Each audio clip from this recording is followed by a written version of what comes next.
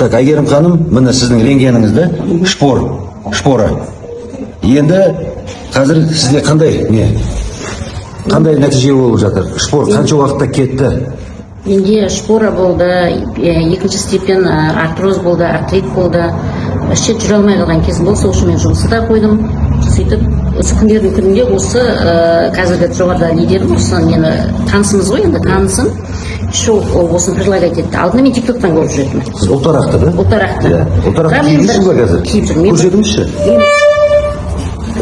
Міне ұлтарақты киіп жүрсіз, да? Ана киіп жүрмін, ұлтарақ. Так, тамаша. Мен ұлтарақты киген екен, уже үшінші күн жүрдім ғой. Үшінші күні. Жүрдім. Сөйтіп, бірінші Аллаға, екінші осы ұлтарақ предлагать еткен адамға рахмет, Алла разы болсын деп, содан ақырында кіріп кеттім ғой, осы партнер болып кеттім.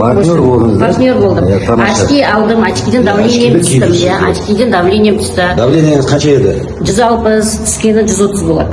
Қазір 120-80 мен жүрем. Тамаша. Одан басқа тағы қандай өнім алдыңыз компанияның?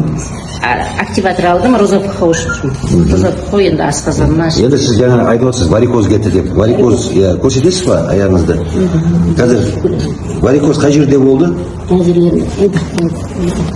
жерлерде міне варикоз болған. Варикоз, қатты варикоз болған, да? Қатты варикоз болған. Қазір уже көрінбейді, да, почти. Аяғымыз кеткен. Отеклардың бәрі кетті. Кетті. Аяқ киім шақ кимейтін вообще осы аяқ киім шақ. Именно осы аяқ киім шақ кимейтін.